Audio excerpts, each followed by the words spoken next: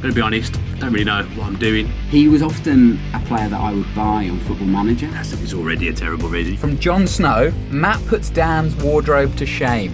You know nothing, Jon Snow.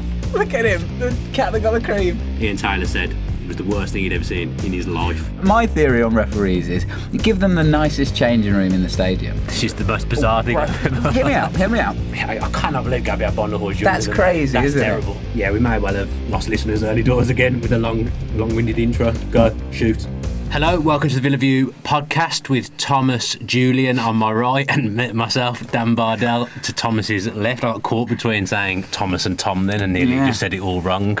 Thomas literally just walked through the door and we're starting immediately. It's 8:01 in the morning. You've got to go to Kent, haven't you? I've got to go to Kent. You know where Villa kind of talking about 3 games in 6 days. It's quite a tough run of fixtures. Well, we have done 3 morning podcasts and I feel like it's caught up with me this morning. It is tough. We could have done with a bit of rotation, to be honest. I wouldn't be able to see Dolan getting his hair done in time to get here for 7:30 in the morning. There, absolutely no chance. Obviously with you, we don't have that problem, have you? Thank you for that. Yes. It's been a mixed week, hasn't it, really? A mixed bag of results. A win on Dean Smith's debut.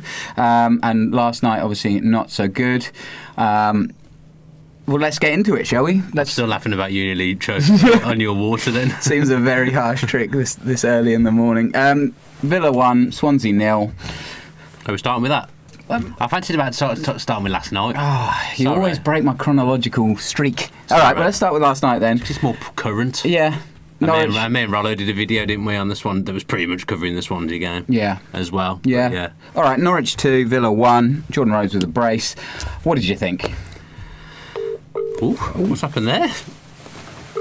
Someone's phone's ringing. Am I ringing you?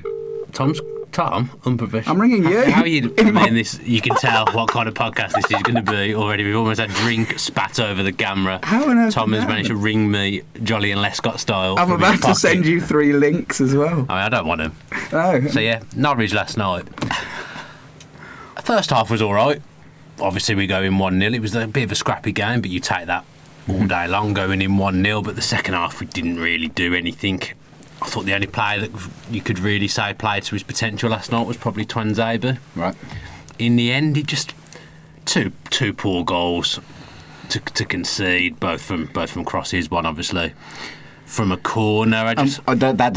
There's no surprise to Villa fans that we're still struggling. No, but then we scored from a corner as well. So obviously set pieces do happen. I think looking at the bigger picture, I think that. Looking at it, we might be when Smith first comes in, I think we'll win a lot of our home games. But it always seems when you've got a new manager, they come in when Villa can't really buy a win away from home, and we've only won once away all season, and it's the end of October, so that tells you that we've had problems. I just think it's going to take time. Obviously, we had the euphoria of Saturday and winning, and we were good on Saturday without being absolutely superb, but you could see that there was some change and that Smith had a bit of time with a few of them at the training ground. Yeah. But the way the fixtures are spread out, and it's the same for Norwich, but I just thought last night you could tell which manager has been at the helm for over a year and which managers have probably had about 2-3 full training sessions with their lads. So I think there's reasons for it. I think you can't just come in and completely reinvent the wheel straight away, and I think Smith said that himself. It is going to take a bit of time, but we didn't really get the basics right last night, especially in the second half, if I'm being honest. Yeah, and Norwich are a good side as well, now up to 4th, and they're on their own strong run right now. What did you make of the formation? Obviously, you tweeted before the game that you were a bit surprised to see Whelan playing. It's good to see Conor Hurhan back in there. What did you make of the formation overall? It's pretty much the same as it was Saturday, just with a couple of changes. I mean, I will say that McGinn and Bjarnason were probably 2 of our best players on Saturday. McGinn was absolutely superb. I wanted to come on to him. I thought he was absolutely brilliant on Saturday. I mean, there's always a lot of hype around him, and I've always thought he was good, but I've not quite seen what everyone else has seen in terms of he gets a lot of praise, but I did think on Saturday he was absolutely brilliant, and Bjarnason was good as well. I think Conor coming in for McGinn is absolutely no problem at all, because I think he gives you a lot of the same things, but also he's got that dead ball delivery, and yet again he's got an assist. But I thought Bjarnason was missed. I didn't really understand that, if I'm being honest. I mean, Smith knows the player's condition better than I do, but he hasn't started a load of games for us, but then I suppose he was at the World Cup, and he's a fit guy. He played well on Saturday. I'd have liked to have seen him keep his place, but as I say, Smith knows better than me. It's not that Whelan had a bad game.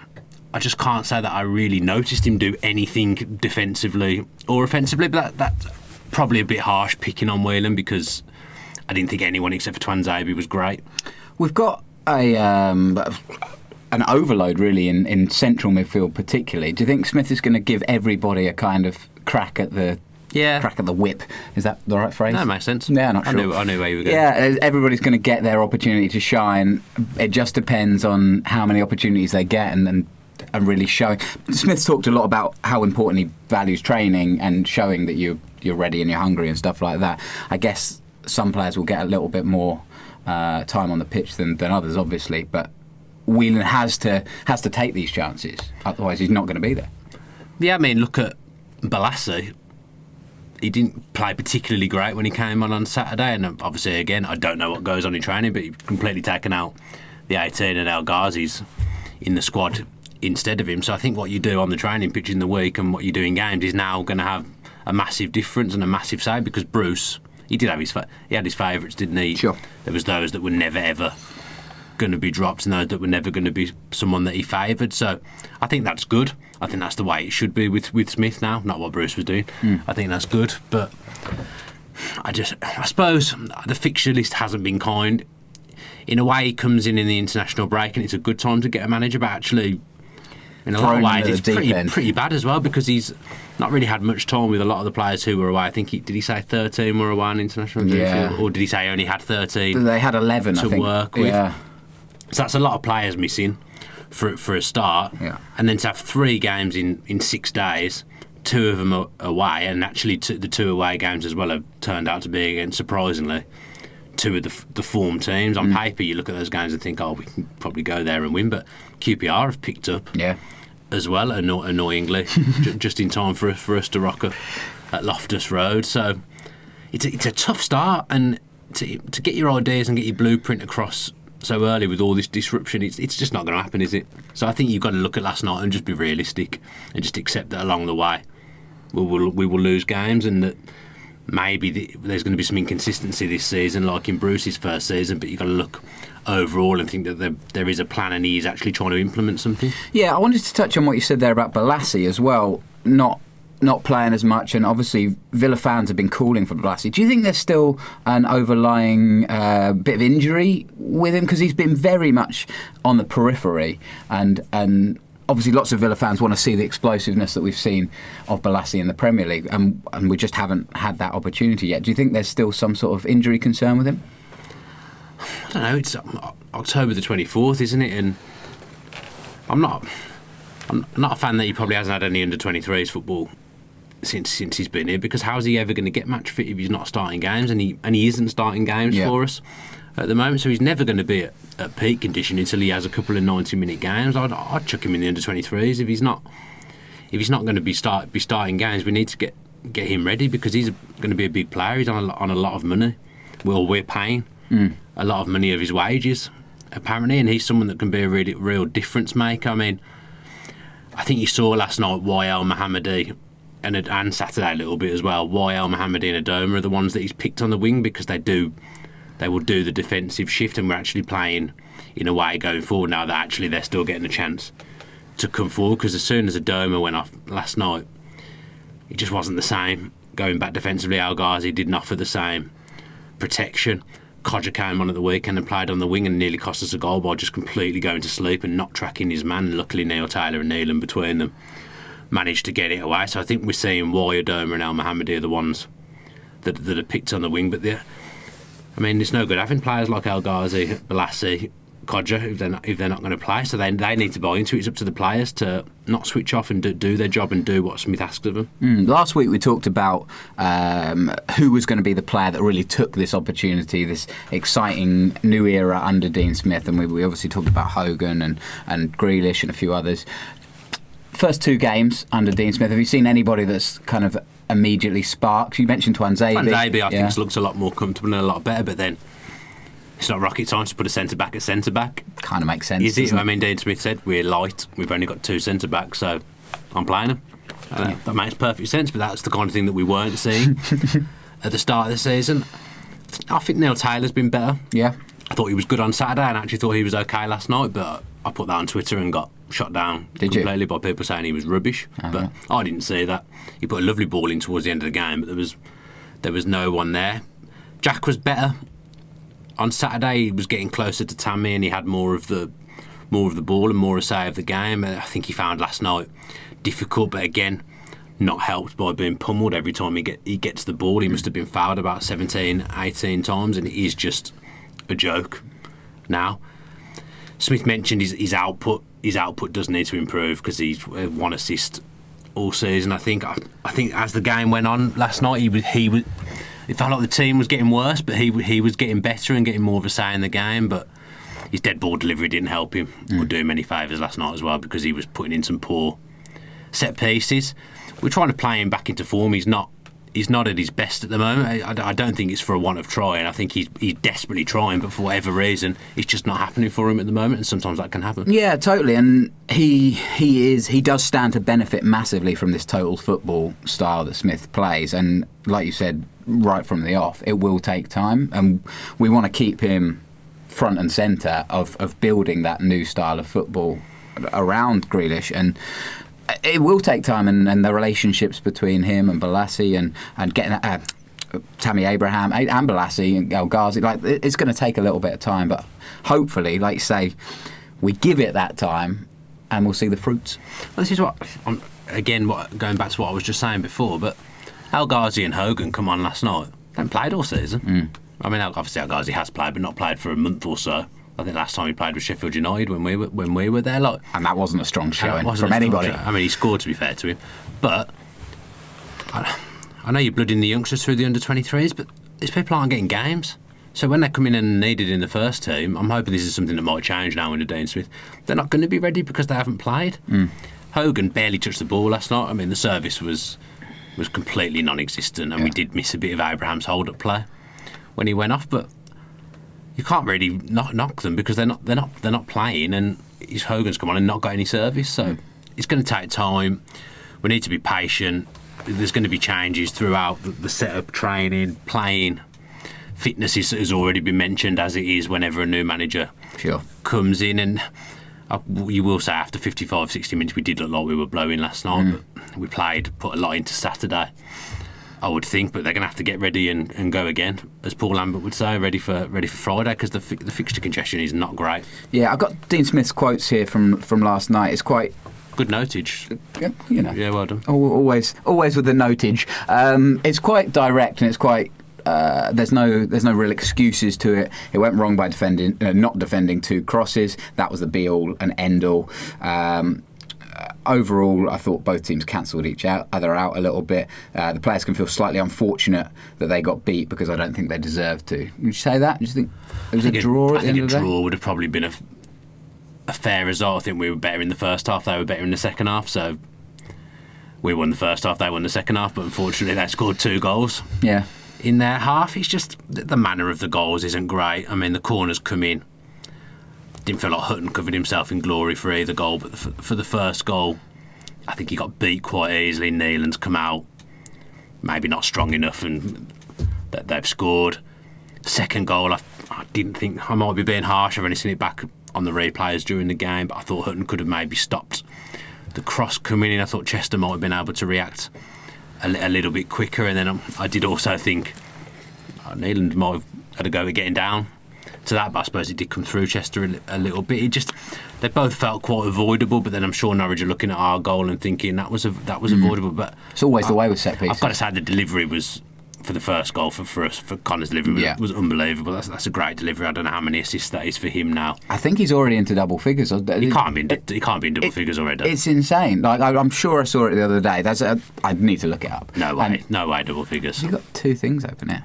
Yeah, I didn't mean to. I'm worried about that. Don't worry about it.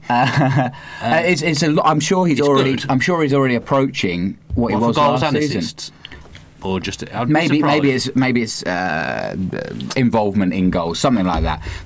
But he is at the forefront of a lot of our attack, and he hasn't played every game. Yeah. As well. He's set dead ball delivery. I mean, the last game he played at Millwall, dead ball.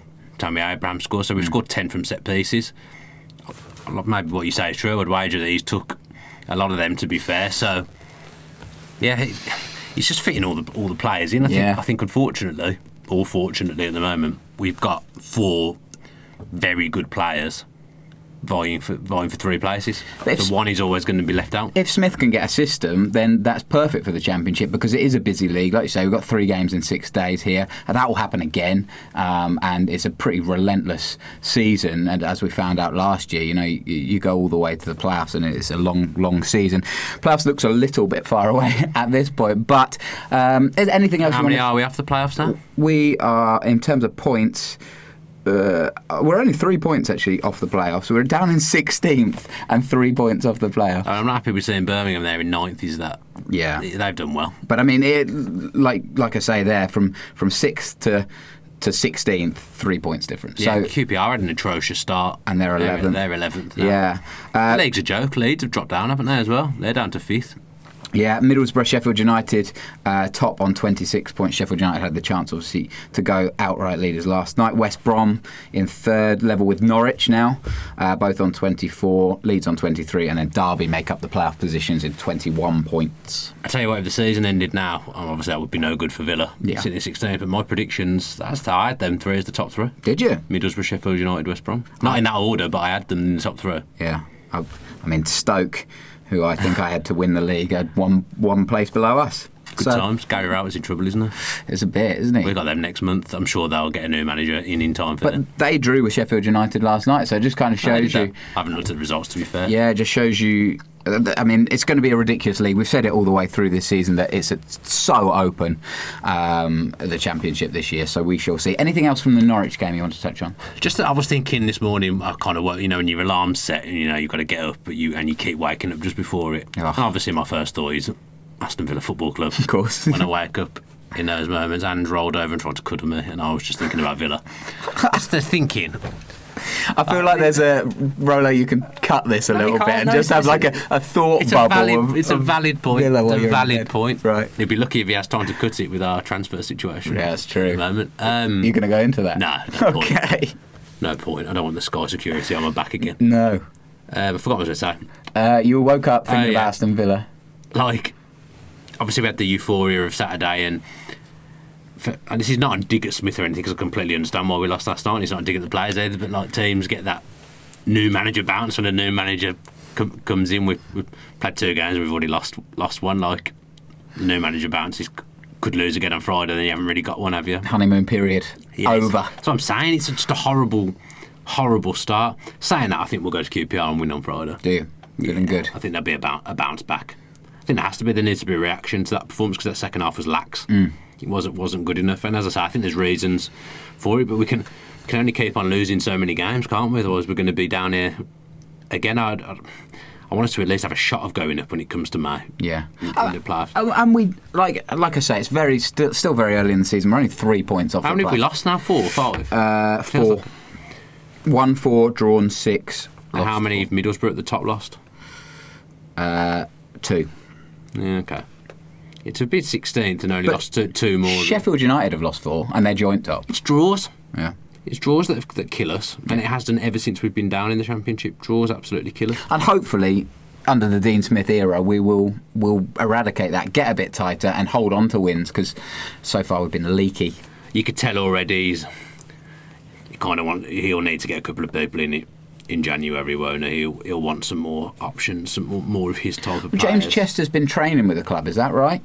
James Chester. James Collins. I hope James Chester's been training every day for probably about 3 years. James Collins. I don't know what's going on there. It's another body, so in that sense, would I rather see James Collins at centre-back than Jedinak? Yes, I would. And I was also thinking last night, when we conceded again from a set play, we don't have that big header of the ball, do we? That big nasty centre half, that John Terry, Jedinak, when he plays, you might not like him at centre back, and I'm one of those people that doesn't like him at centre back, but he wins the set plays, and Collins will come in and he'll do that. He's big and ugly and wins the headers, doesn't he? He was just never my favourite when he was with us before. I just never rated him that highly. Smith actually said that Tammy Abraham going off was a massive blow to that. And I mean, again, I don't blame Smith on this, but that's not really good enough. If your centre forward is the only one that's able to win headers from a defensive standpoint, then we're in trouble. No, and I will say, having met Tammy Abraham a few weeks ago, I don't know why I've just said that actually because no one knows about that, but it's nothing to do with the Villa View. All will be revealed in a few weeks, I hope. Okay. But he is a giant. He's huge. He's so tall. So, yeah, losing him at that near post, which is where the goal came from, probably not ideal, but Alan Hutton must be 6'1", 6'2", maybe 6'1". I'd expect him to be stronger. Yeah, well, he's missed out on a couple of headers, hasn't he, so far this season? And he's a veteran player. Should be able to do the business there. Should we talk a little bit about the Swansea game? I know you said you already covered it, but for those who just listened to the audio version for my dulcet tones, I mean, I'm sure there is people that tune in just for Tom Julian. My mum. There must be your mum. Yeah, I bet she doesn't watch anything else. Actually, she doesn't watch it. I think she listens. Well, I'm not sure actually what medium she gets it through. I was speaking to Kevin last night actually, and I said I'd just done a video with Rollo. No, this was the other night. Just done a video with Rollo. I think it's quite good because I did think I don't often come away thinking our videos are great, but I did think that was a good one. And he said, "Oh yeah, I don't usually watch the previews, but I'll watch it." Oh. I thought, why does he not watch the previews? I mean, you can draw the dots, can't you? Yeah. Swansea, a Swansea win. Dean Smith's debut, 1-0 win. Tammy Abraham with the header. How do you feel about that game? How was the atmosphere, first of all? Sold out Villa Park, and I heard a few mixed reviews on the atmosphere.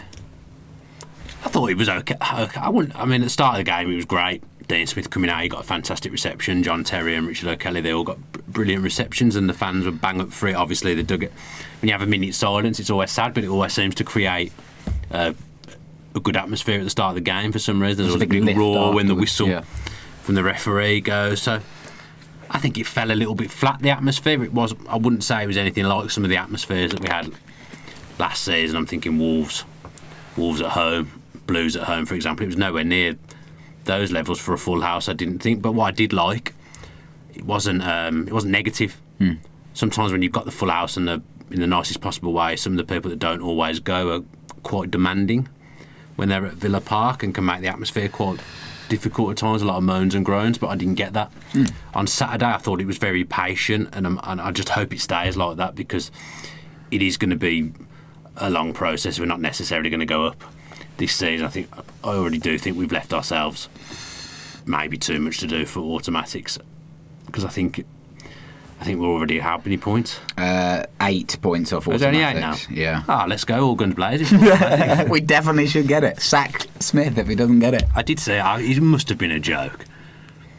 Ben on Twitter sent me a tweet of someone saying, get this guy out of our club now. It must have been a joke. Surely. Or it was just someone who did not want him in the first place. I like that Villa were doing extra security precautions, like vegetable-related security checks. Apparently. Again, this came from Villa's official Twitter, that you had to leave extra time for security, so there was obviously a lot of vegetable-related gifts and memes. I said before how someone got in with a cabbage when I can't even get in with a bottle top is ridiculous. To me, there's only one place you can store a cabbage, and you don't want it thrown at you after it's been stored in that place. No.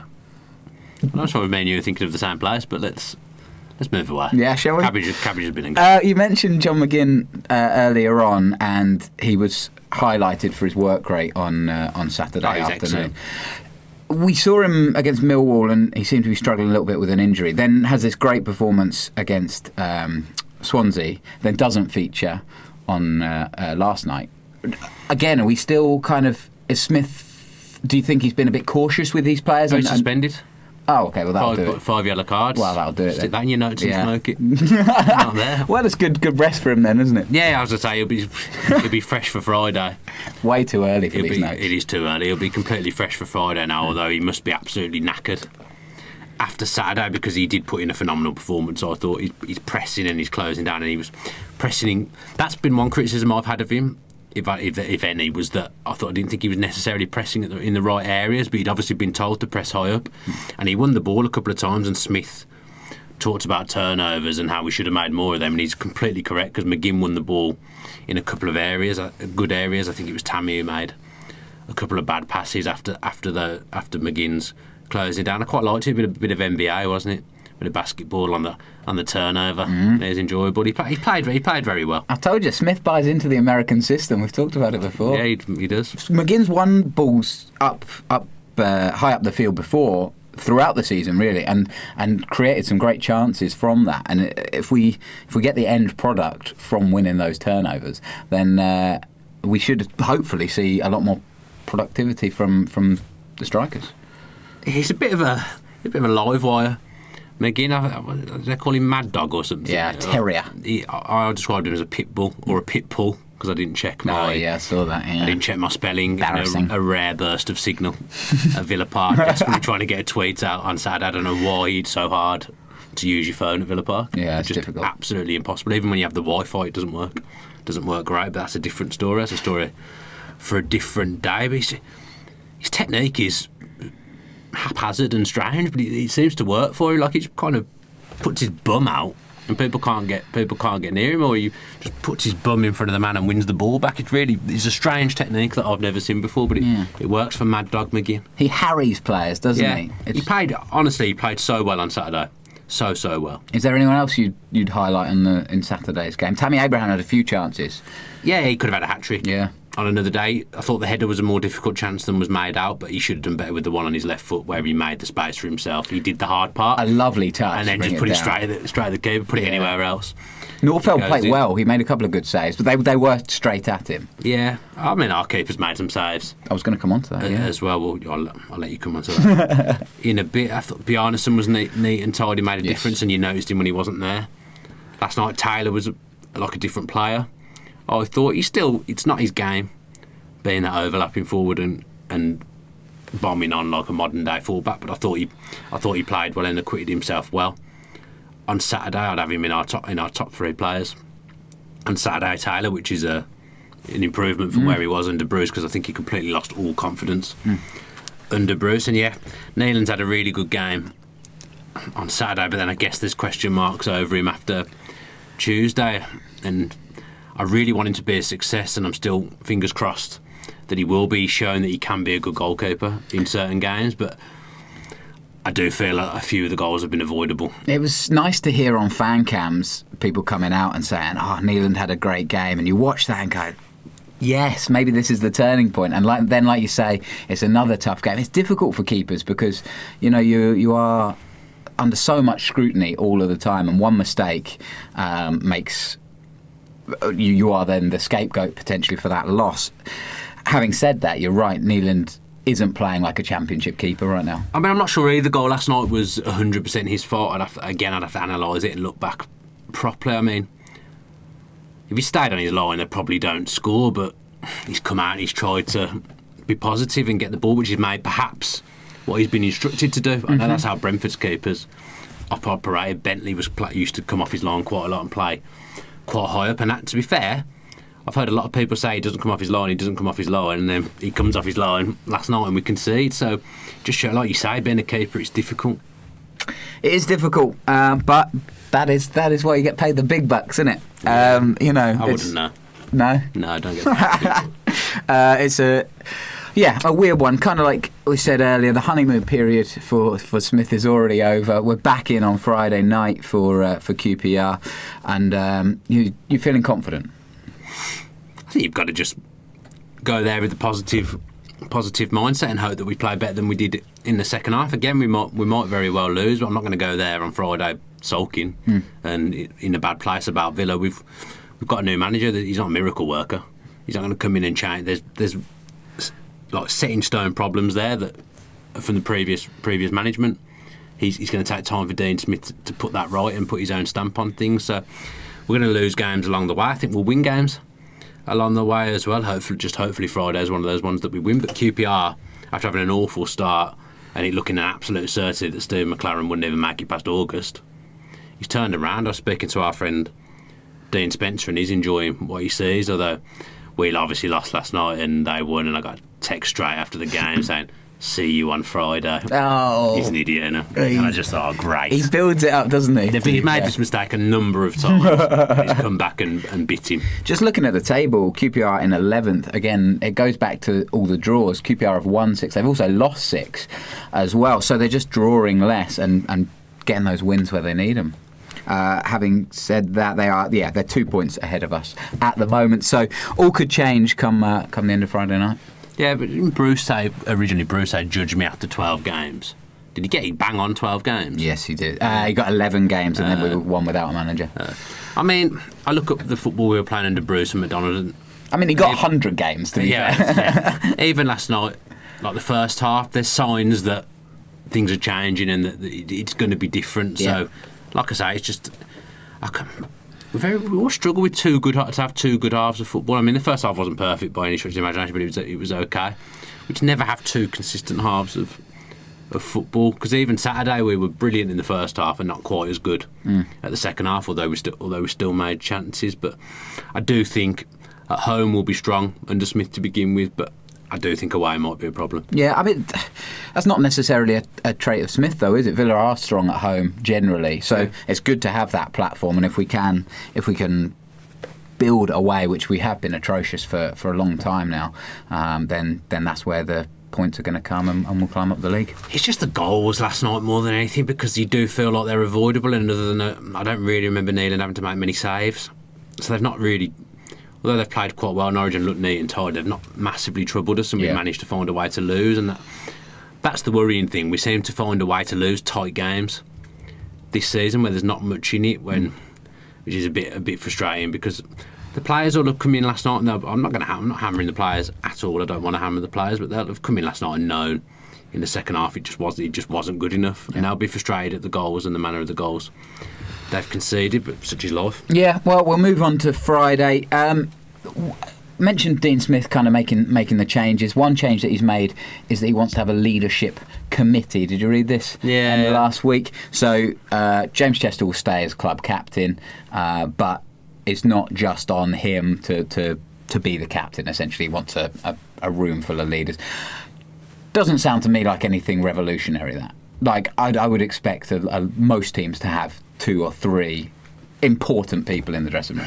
I think it just means that, like Friday, for example, we could see even though Chester will be playing, we could see someone else wearing the armband, because that's how we did it at Brentford. Yeah. I quite like it in some ways. That is different, where people differently wearing the armband, yeah. For example, on Friday, you could give Grealish the captaincy or something. Like, I think if Grealish was captain for a couple of games, I think it would give him a lift, and I think it would be something that he might thrive off. Grealish, I did think there was a chance he might get made vice captain this season when he signed his new contract. But we've got leaders in the squad, but we don't feel as vocal as last season. To me, obviously, Snodgrass and Terry are massive influences and massive leaders, and some players just are naturally quiet. Like they're not vocal players, and you look through that 11 last night, there isn't really a commanding leader in there. Chester kind of leads by example by the way he plays, and although I did notice on Saturday he was more vocal than he has been. He was shouting and barking out the orders, and I can't say I've ever noticed that before. I tell you what I've just noticed. You and I seem to be copying each other's movements here. Like, literally at the same time we just went like this. We went forward. Yeah, so it's a bit weird. Good. Nice to see you concentrating on what I'm saying rather than my movement. Do you think James Chester would be consulted before Dean Smith kind of said, look, I'm going to give other people the armband? How do you think he takes that personally? Obviously he lost the captaincy last year to Terry, and everything seemed to be fine with that. I guess he's not the kind of player that's going to kick up a stink about these things and make a fuss. In his head he might not be massively pleased with it, but you just got to accept that like managers come in with certain formations and certain ideas. This is one of the ideas that Smith's coming in with. This is what he's done at Brentford, and he's not done them any harm, so he's kind of bound to bring it into Villa, really. If he thinks it's worked well, he's bound to bring it in. I think it is a good thing, because it does make people step up and want to be a leader. Kind of invest in the team, in the club, if they're not already. It kind of gives you a little bit more of a stake in that. Can you imagine how everyone's going on about how Smith must feel being a Villa fan, being the manager and stuff, man? How Grealish would feel being the captain of Villa. It would make him feel 10 foot tall. I'm sure maybe it's the kind of boost he'd need, getting the captaincy in one of the future games. Because, like I say, he isn't at his best. I'm not going to sit here and pretend that he is, but I don't think he's for a want of trying. I thought he did make an impact last night, but he just isn't the Grealish of last season at the moment. He said that himself in the interview pre one of the international breaks. He's just not himself at the moment. He's one we need to get back, and it's good that Smith has noticed that his goal and assist output isn't what it should be, because inevitably that's what you're judged on as a player at the end of the day. Like I said with the tweet about Connor when he got the assist last night, he gets goals and assists, so the output is there. People say, I'm not sure what he does sometimes about Connor, and someone tweeted me last night saying, why do you like him so much? Well, he scores, he gets assists, he's got fantastic delivery, he runs his nads off. Why is there not to like? I don't understand the dislike with Conor Hourihane. I don't know if it's... To be honest, it's not.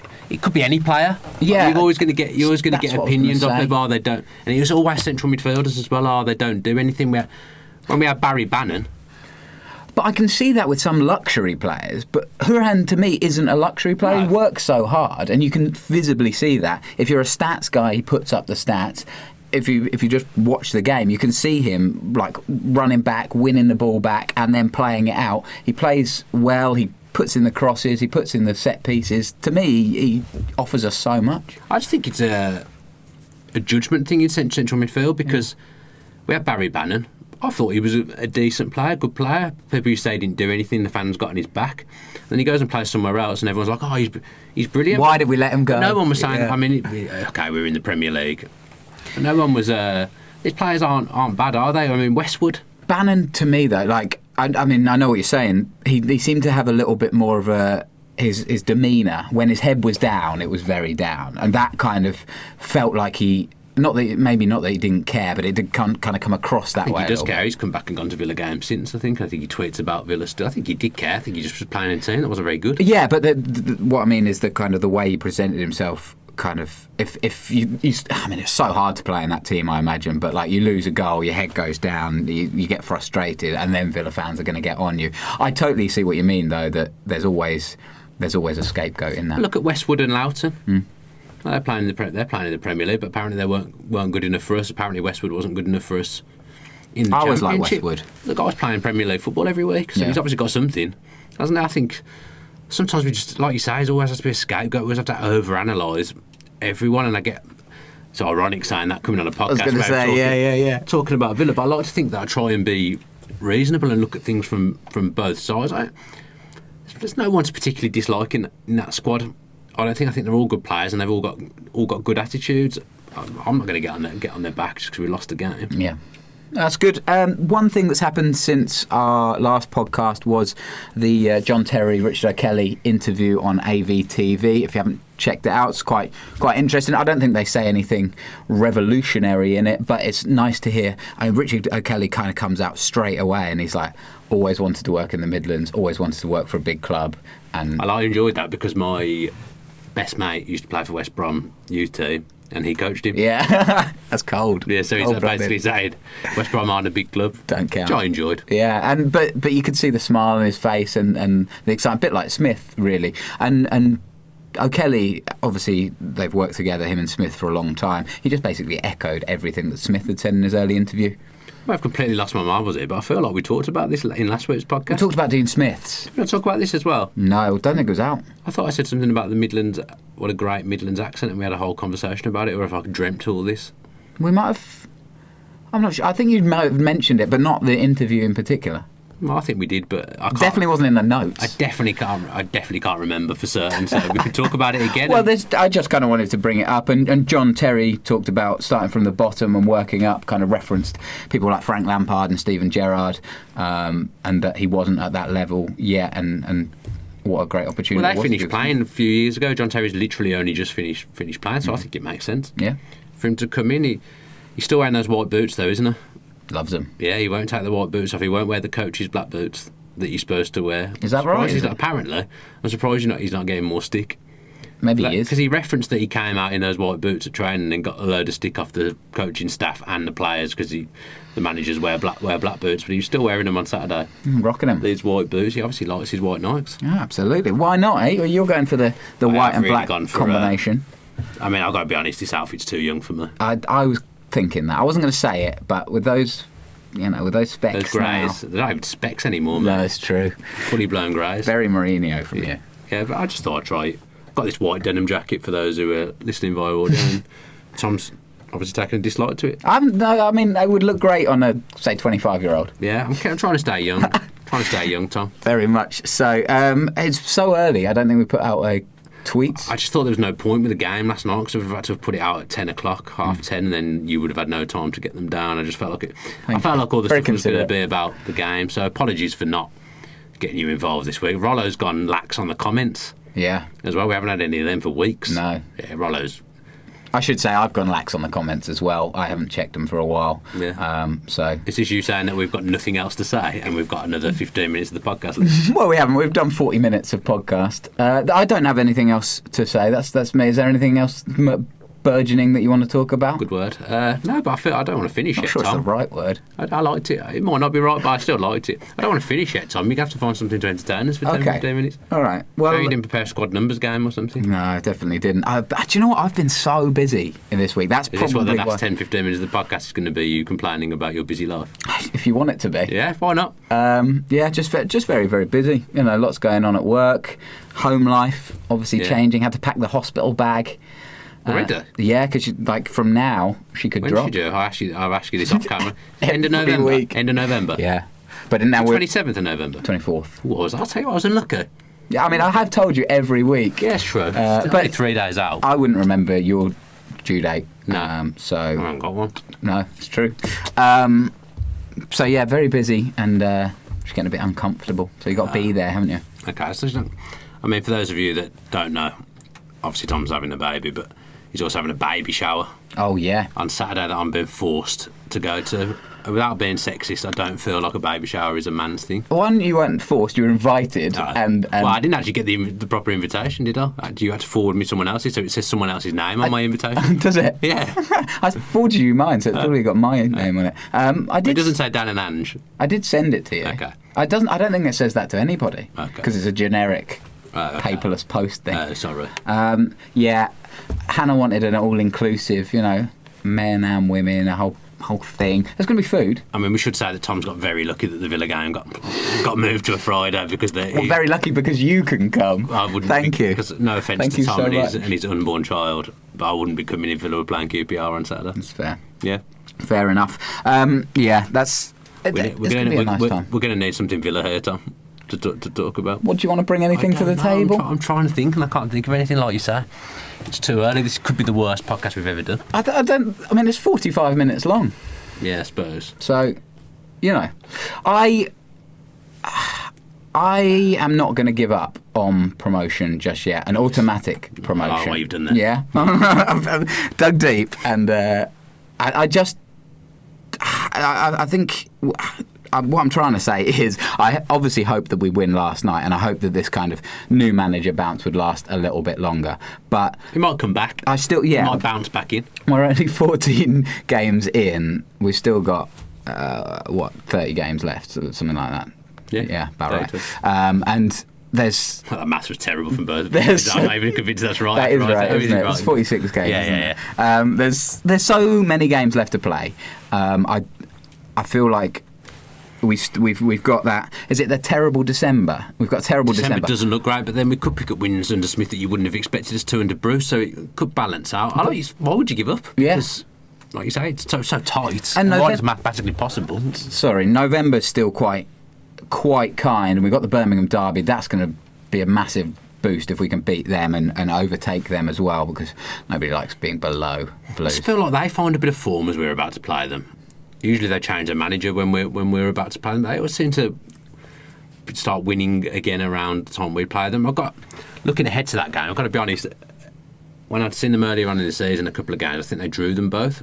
They were good. They're not a great team on paper, but they know what they're doing, and they were good. So hopefully we pick up before then, because I don't fancy them rocking up to Villa Park and beating us. There's a nice ticket offer if you're not a season ticket at the moment. 3 games for £45. I think it's Bolton, Forest, and Stoke. Which I was considering, but at this moment I can't do it. It's not the time for you. No. Plus I've got 2 NFL games in as well, and I noticed you were at the NFL on Sunday. Yeah. I thought the guy can go to the NFL, but he doesn't want to rock up at Villa Park. It's difficult. It's a lot easier to get to Wembley than it is to Villa Park. I have been to more games so far this season, which is good, and I'm trying to go to one a month-ish kind of thing. And if I can do that, then that's great. Obviously, you are the bastion of travelling to Villa Park, and it's commendable, but it does put me in a poor light. Not really. Everyone's different, mate. Just because you don't go to every game doesn't mean that you've got any less right to have an opinion, or doesn't make you any less of a fan. Well, yeah. Everyone's the same, aren't they? We're all fans of Aston Villa. We all want Villa to do well. I think that's a nice place to finish. Yeah. It's been very rambler. Yeah, it has been rambly. Sorry, it's an early one, and we've missed the questions. We're missing the viewer and listener input. And if we're being honest, the only role Dan that really has is to ask 4 questions. So you've let the team down. Well, no, I made an executive decision, and perhaps I shouldn't be the one that gets made to make those executive decisions because I've clearly made the wrong decision. Yeah. It was too late. We just lost. Yeah. I didn't want to put a tweet out and be met with a load of negativity, so I didn't do it. Yeah. I'm sorry. That's okay. We all make mistakes, Dan. As I said to you off camera, and I think I've said on this podcast, that 3 games in 6 days is completely avoidable. Yeah. Why is that? Why have they done that? Yeah. There's no need for us to be playing again on Friday. And you could, if it was on Saturday, you'd be avoiding the baby shower as well. Yeah, exactly. It's win-win-win. Exactly. Saturday lunchtime. What's wrong with that? I know it clashes with Premier League games, but forget that. Who cares? Like 3 games in 6 days should not. I know QPR have got exactly the same as well. I get that, but I just don't think it should be happening. Yeah, I'm sure there would have been a way around it, and Villa could have just played at 3 p.m. I don't know why it had to be on TV at all. No, that's life. Yep. Yep. Let's go. This is awful now. All right, quite regular. You can say salvage at the end. Yeah. Apologies. It's been a bit of a ramble towards the end because Tom's notes were not sufficient, not enough on there to get us through the hour, but we'll be back with more content for the Villa View through the next week or so, and Tom and myself will be back in for the podcast. I presume you're in for the foreseeable until baby comes. Until baby comes. Or until baby due. No, till he comes. I think I'll be here. I had Dolan on the phone on Sunday, asking me about the game, and he did inquire when he would next be on, and I said, "Oh, really? I presume you'll be in towards the end of November when Tom has his baby, mate." So he's obviously chomping at the bit to get involved. But where are you at 7:30 in the morning, darling? You don't want to be here then. But yeah, lots of content coming up. Thanks ever so much for watching or listening to this podcast. If you have listened via iTunes, if you could leave us a review, that would be very much preferably not appreciated. Yeah, go back and listen to the other ones. There's been some good ones over the last year or so. If you've watched via YouTube, if you could give the video a very big like, that would be great as well, and comment below with your thoughts on last night, as I didn't really get you involved in this podcast, which is very, very poor. We've had a lot of subscribers recently, a lot of new subscribers. Yeah, over 13,000 now, which is brilliant, so thank you so much. We had another big hit over the weekend as well, I think, when I was on Sky, and it says the Villa View across the bottom of I don't know what it's called when the thing comes in. You'll know. Is it called the roller or the banner or something like that? I don't know. You don't know. Ticker. It's called the ticker. Ticker or whatever. So when that little graphic came on, I think we picked up some new subscribers. So welcome if you are a new subscriber. Don't judge us on this podcast. But if you aren't already subscribed to the Villa View podcast with your post notifications on, if you could do that, that would be fabulous. I'm at the game Friday, but there will be no fan cams because I don't have a cameraman, because Rollo is not going, and you could see we had problems with fan cams on Saturday when I had to make a late dash. Yeah, the one-man band Rollo, so fair play to him for doing that. I haven't got a clue when the next home game is. Friday after, isn't it? Week Friday. Fan cams will be back for bowl, and there'll be content upcoming before then as well. Thanks ever so much for all your support. See some of you on Friday. Up the Villa. Up the Villa. If you enjoyed that video, why not watch another? Click the video choices on screen now to go and watch them in full. Be sure to subscribe to the channel by clicking our logo there on the left. Easy peasy.